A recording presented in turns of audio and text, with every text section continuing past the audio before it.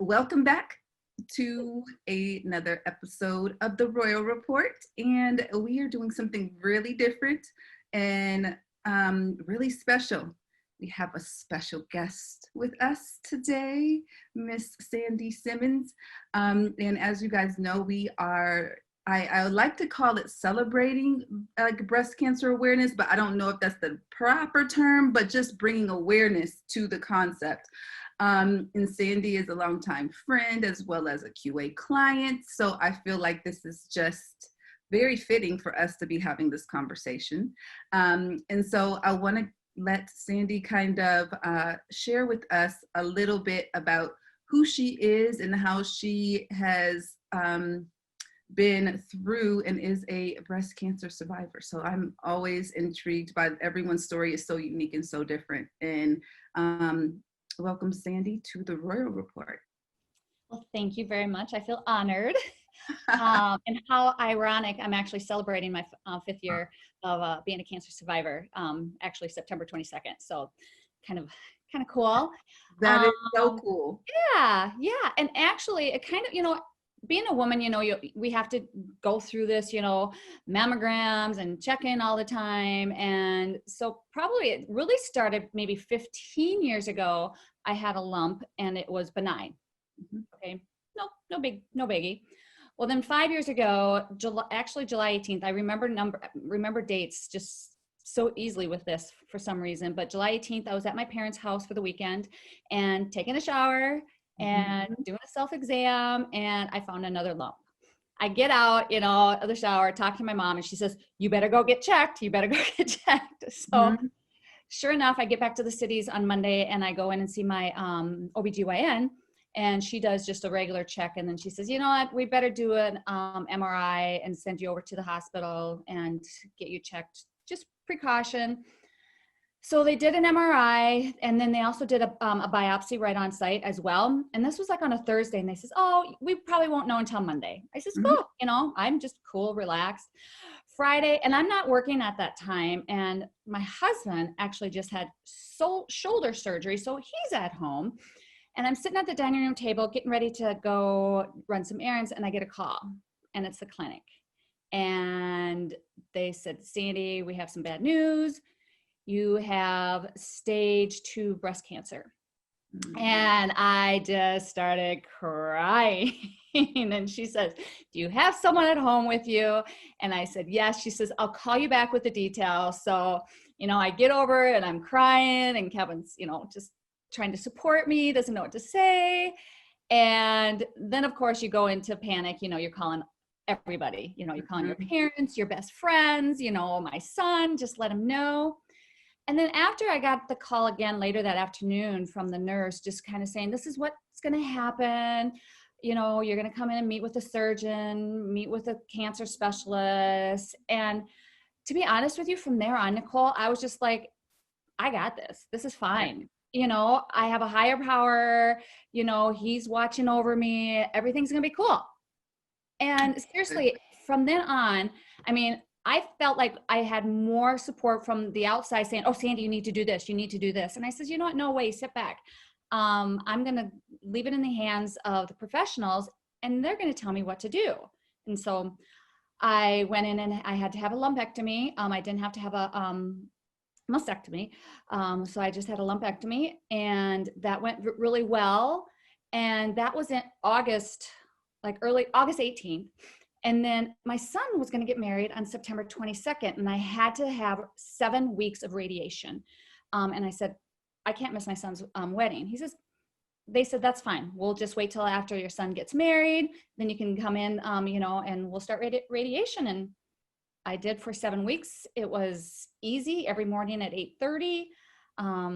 So yeah. And, 5 years later, I'm cancer free. And for the first 2 years after my surgery, I felt a lot of pain, and I didn't know how to deal with it. And my oncologist just kept saying that's normal. Well, 5 years later, I'm having more pain again. So it was kind of a scare this last couple weeks, because I thought, okay, is it coming back? But we had an MRI, we had x-rays, and so they said, everything's normal. You're just going through something that, we really can't explain. So they're going to do physical therapy on the chest and the armpit area and the ribs. So yeah, but And that's recent. that's just recent. Yeah. Just in the last couple weeks. Oh, wow. Yeah. Okay. Yeah. And I met with an MD at Sister Courage Center yesterday, and she says, it's not normal. So she took x-rays and she thought maybe I had a fractured rib and that was causing the pain in my underarm and my breast area, a fractured rib. So she says, let's just start physical therapy and see if that helps. And if it doesn't, then we'll figure it out. And I said, okay. Okay. Well, honestly, it's one of those things when I love what you said about like, you made up in your mind that you had this. And I am the biggest proponent for that's where everything starts. It's you've either lost or won already in your mind. Exactly. And I feel like a lot of times we as women, we're always supporting someone else through whatever life challenge might be, but then it comes time to have to support yourself, and you have to remember, like, wait a second, I got this. Yeah, I got this, yeah. even when you don't feel like it. And again, I can't speak to your level of doing that, but I feel like essentially what you did was what most people not should do, because I'm not that person of what you should do, but what we could do more of as women is just make up in our minds, just like if it were a friend. What would we think we need for ourselves? What if we were our friend? What would they need, right? You do that for yourself.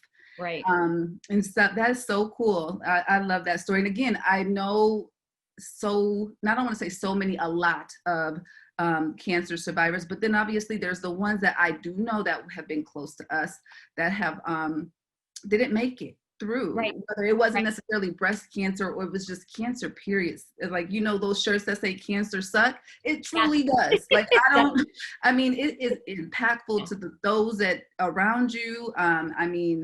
Really impactful. And then especially for someone to go through it, I can't imagine that amount of resilience that takes. So kudos to you. I'm always in awe of people as they tell their different stories. The thing that too I love is that you are like the ultimate high heel wearing fashionista. Like you walk around in those stilettos like nobody's business. Like this is everyday life. Like my arch is killed after, and you're just like, nope, this is normal. Yeah, I know. I was carrying my friend's little baby the other day. He was one, and we're like running down a little hill, and I have heels on. And my friend says, "How can you do that?" I says, "I don't know. I think I was just born in heels. I can do it. I can do anything." Exactly. And again, in your mind, you've already decided that, and you definitely can. Exactly. And and I feel very lucky and very blessed that I only was at stage 2. I mean, I could not even imagine. I mean, I would be telling a whole different story if I was at stage 4, I had to go through chemo, had to, lose both my girls, and lose my hair. I mean, I don't know. I mean, so I can't speak to that. I mean, I can just speak, to my story, and I could never imagine what those ladies go through. And I go, every 6 months to my oncologist, and I see those ladies in the waiting room, and it's just like, I just want to, say, what can I do to help you? Because that's what people are doing for me. What can I do for you? So. And that's one of the reasons why, we at QA spend so much time on just the whole woman, right? It's, yes, we sell clothes, right? And that's important to business, but I feel like for me as an individual, and my reason, my why is so much beyond the clothes, but it's the empowerment of women to kind of own their space, no matter what that is. Right. And I think essentially, whether it's mental health, physical health, emotional health, and I just honestly was raised by my granny, who really instilled in me that if you don't take time for you and you don't love you and do the things that you need to do for you, then how can you expect someone else to? And I think even if, there's people who may not feel that same way, but it impacted me in a way to want to be a bridge and a gap for other women out there who might need that support too. And then still to do it stylishly and fashionably, because I know that when you look good, you feel good. That's why I told you I had these earrings on.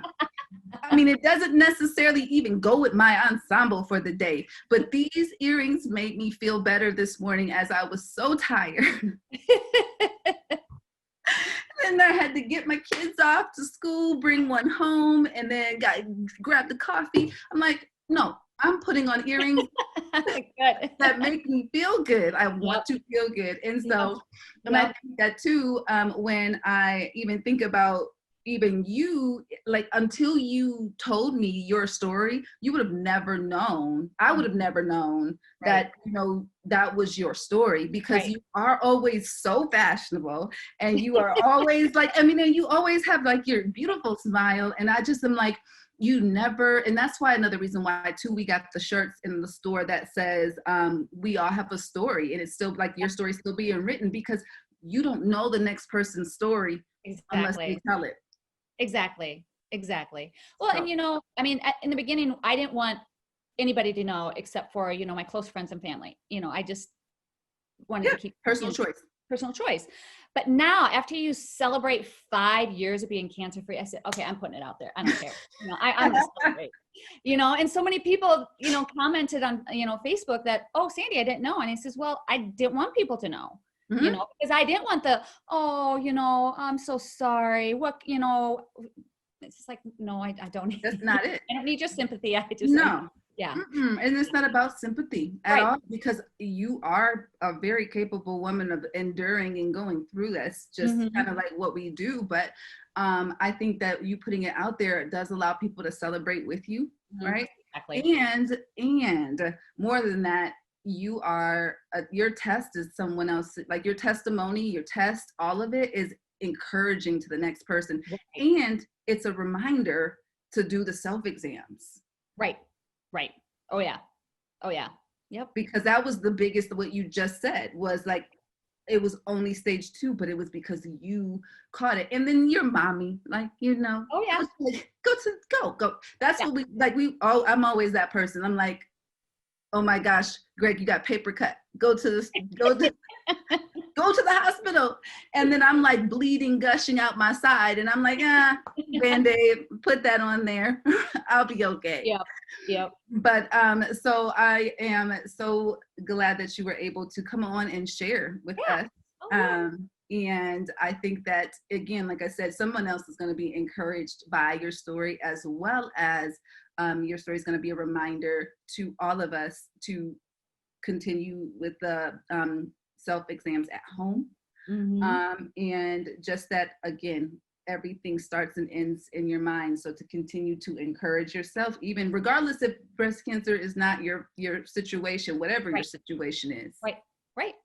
And, and we have nobody in the family that has it. So, Wow. I know. Yeah. Because like the percentage of that happening is rare, I think. Yeah. But yeah. Yeah, because it is genetic. So yeah. So wow, that's crazy. But before we get off, I want to say that because we're going to be having some of your favorite QA looks. Hey. What piece do you feel out of all of them is your favorite? Probably the most recent one, the black and white dress that I wore for my birthday this year. The silk Kez dress. Yes. Yes. Yep. That was a really fun picture too. I think you tagged me on Facebook. Yes, I did. I love that dress. I have it too. Again. Yeah, I know. And you were in the store when I was buying it, and I was like, okay, I'm really skeptical of buying this because that material, I just feel like it's so easy to get a grease mark, and you just got to be really careful. And I kind of, shy away from those kind of types of material, but I says, oh no, this is just too beautiful. I got to have it. Well, and you know what the thing about that is because of the quality in that material, that silk is thick. Yeah. It's not your traditional, not traditional. I don't want to say your normal, your average silk that's really thin and don't touch. Sometimes I tell my kids, wait, do you have greasy hands? Let me see your hands before you. I want your hug too, but let me see your hands. That one, literally, I feel like it because it is like a cut off dress. Like it was built for summer and like heat and being able to take the barbecues and the, Right. you And know.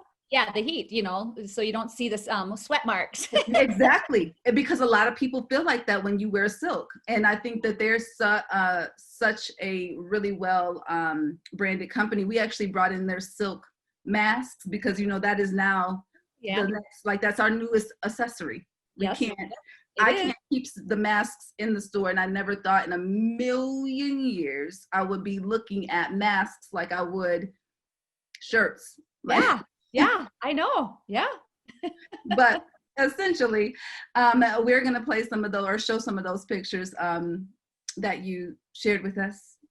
And Okay. again, like I said, I always love your styling. You're always, I mean, your like regular wear is not normal, like every day. Everybody else's regular wear, you'll be like, oh, I'm just walking around. I'm like, no, you're not. You gotta be going somewhere right now. Well, and right now people aren't, during the pandemic. So yesterday I had to go to a client's office and they're not open, but a few of the leadership team was there and I dressed up and they said, Sandy, you look amazing. Where are you going? I said, Here to see you guys. I mean, why not? That's exactly, honestly, during COVID, we have fancy for fun Fridays in our house. I was like, you guys, school's out, take those clothes off. First of all, you're growing like weeds. We got to wear these things. Nice. First of all, and then just because you do feel better. Yeah. Oh, you do. Oh, I know. Yep. So everybody out there, while you're also doing your breast exams, get out of the yoga pants. Exactly. Exactly. Get out of the yoga pants. So check your girls. Yep. Get dressed. Yep. I love it. All right. Well, thank you so much, Sandy, for such a very, very inspiring, that's what it was, so inspiring and encouraging story and sharing it with us here on the Royal Report. And we will see you soon. We've got some more things in store, so we'll be chatting with you soon. Okay. Sounds good. Okay. Bye. Bye.